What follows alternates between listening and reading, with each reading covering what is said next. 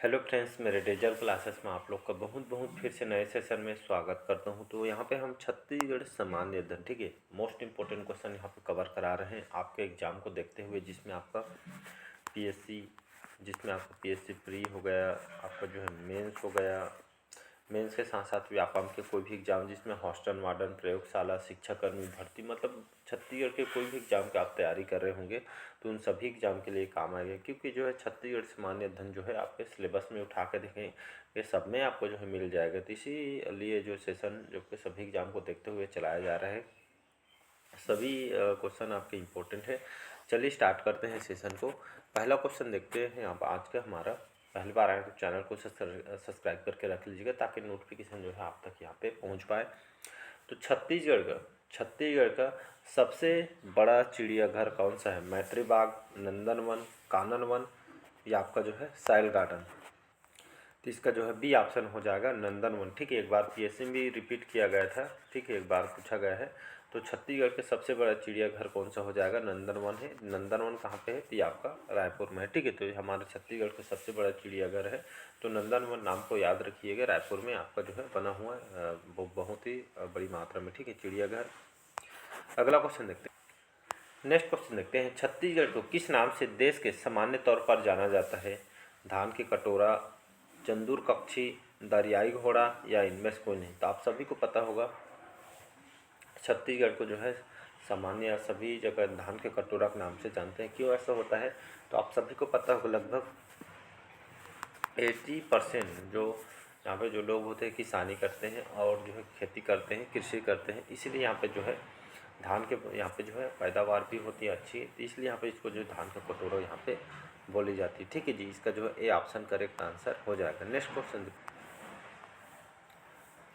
1.25 करोड़ की लागत से छत्तीसगढ़ के किस स्थान पर राइफल शूटिंग रेंज बनाई जा रही है?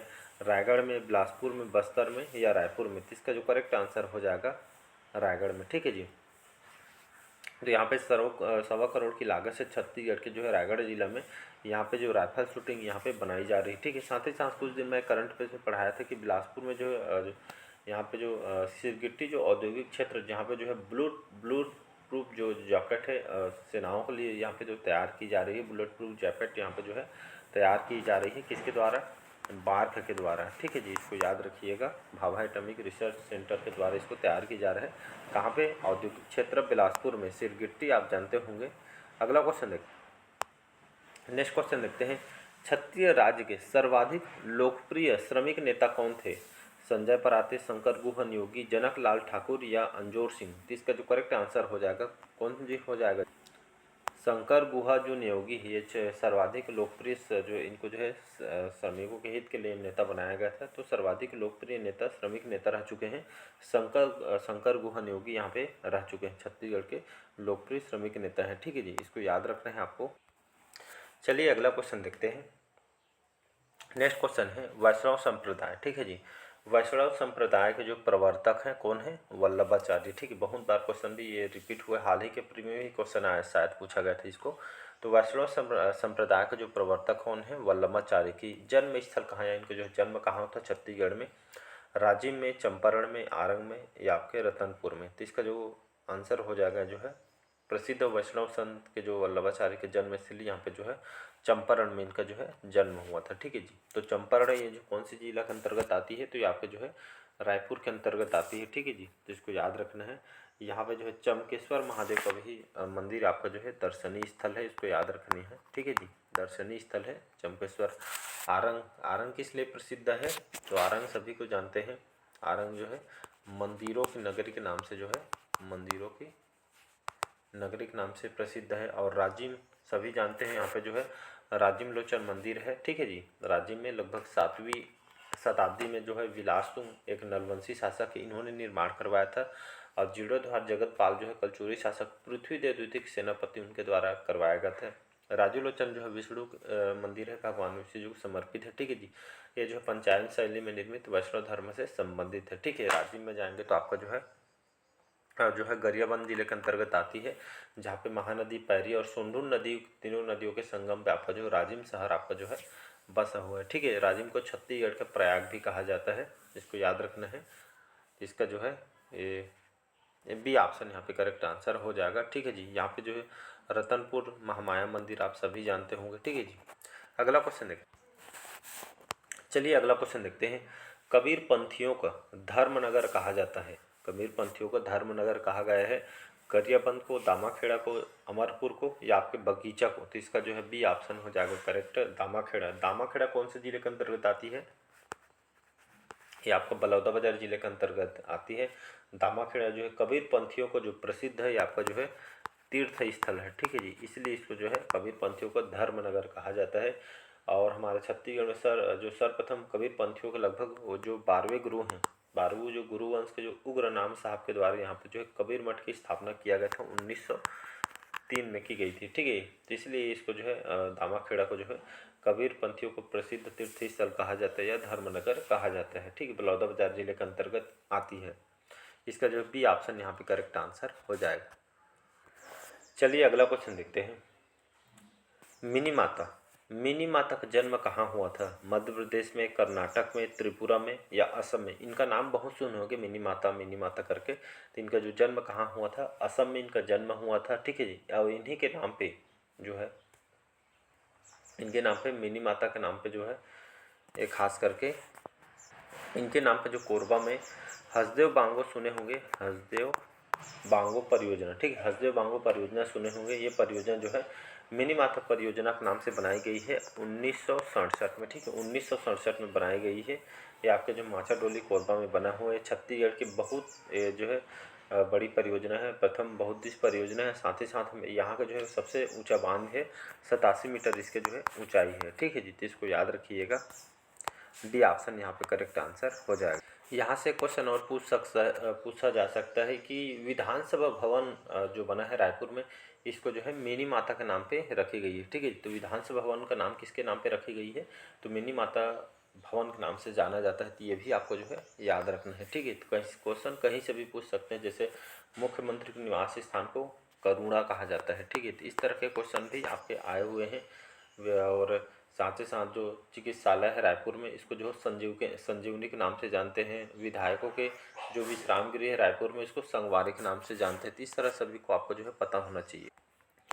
चलिए अगला क्वेश्चन देखते हैं। छत्तीसगढ़ की सर्वाधिक सीमा इस प्रदेश के साथ लगे हुई, मतलब छत्तीसगढ़ की जितने भी सर्वाधिक जो सीमा जो है कौन से स्टेट के साथ लगी हुई है? मध्य प्रदेश, उड़ीसा, आंध्र प्रदेश या महाराष्ट्र? इसका जो है बी ऑप्शन करेक्ट आंसर हो जाएगा।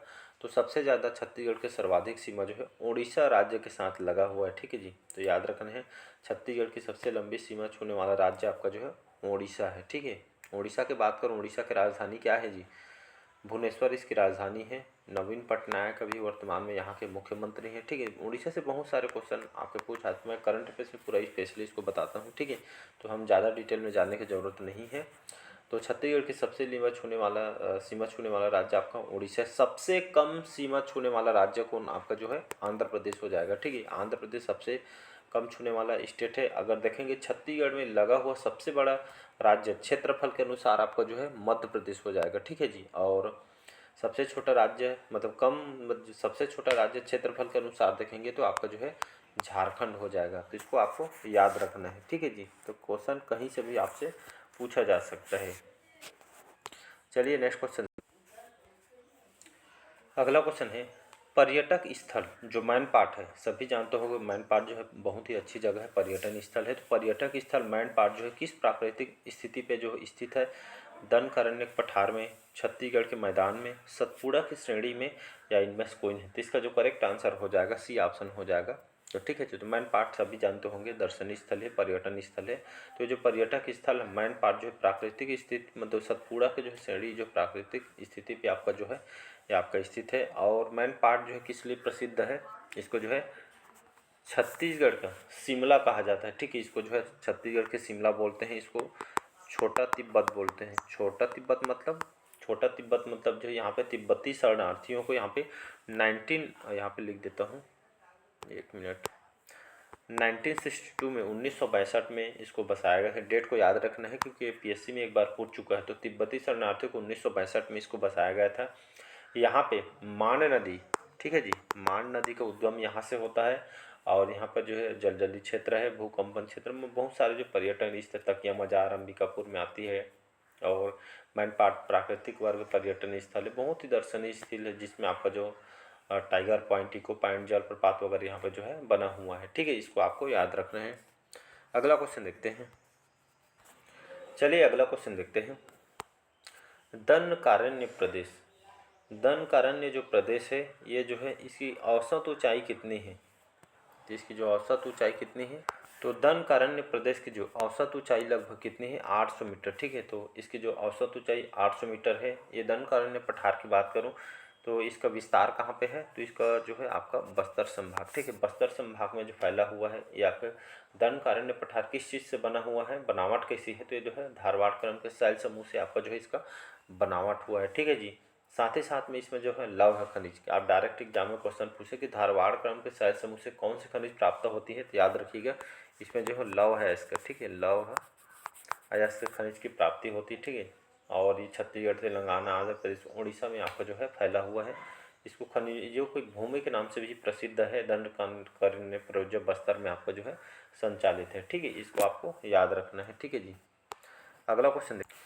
चलिए अगला क्वेश्चन देखते हैं। छत्तीसगढ़ की कर्क रेखा गुजरती है ऊपर की ओर, नीचे से, मध्य से या बाहर से? तो छत्तीसगढ़ की कर्क रेखा कहाँ से गुजरती है? ऊपर से गुजरती है। आपके डायरेक्ट एग्जाम में क्वेश्चन पूछ सकता है। ठीक है, कि मतलब जो है जो कर्क रेखा है मतलब किन किन जिलों से जो कर्क रेखा छत्तीसगढ़ से गुजरती है, ऐसा भी करके एग्जाम में हाल ही में एग्जाम में भी क्वेश्चन पूछा गया था।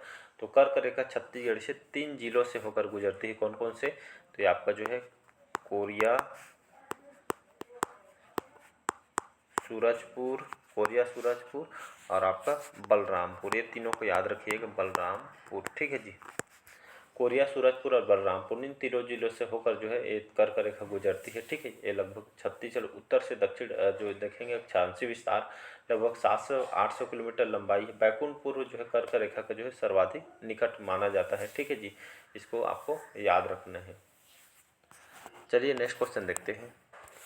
अगला क्वेश्चन देखते हैं। छत्तीसगढ़ में कृषि जोतों की संख्या कितनी है? 29.10 लाख, 29.66 लाख, 29.45 लाख या 30.18 लाख? तो इसका जो correct answer B option correct answer हो जाएगा। 29.66 लाख जो है ये जो है छत्तीसगढ़ कृषि जोतों की यहाँ पे जो है संख्या है। ठीक है जी। चलिए अगला क्वेश्चन देखते हैं। छत्तीसगढ़ राज्य में कृषि पर निर्भर जनसंख्या प्रतिशत बताना, मतलब कृषि पे आधारित जो है जीवन यापन जो है निर्भर जनसंख्या कितनी? 65%, 85%, 75% या 95%? इसका जो है सी ऑप्शन करेक्ट आंसर हो जाएगा। लगभग 80 से लगभग 85% जो यहाँ पे जो हमारे ये जो है जनसंख्या यहाँ पे जो निर्भर है कृषि पे। ठीक है जी, तो इसका जो है सी ऑप्शन यहाँ पे करेक्ट आंसर हो। चलिए नेक्स्ट क्वेश्चन देखते हैं।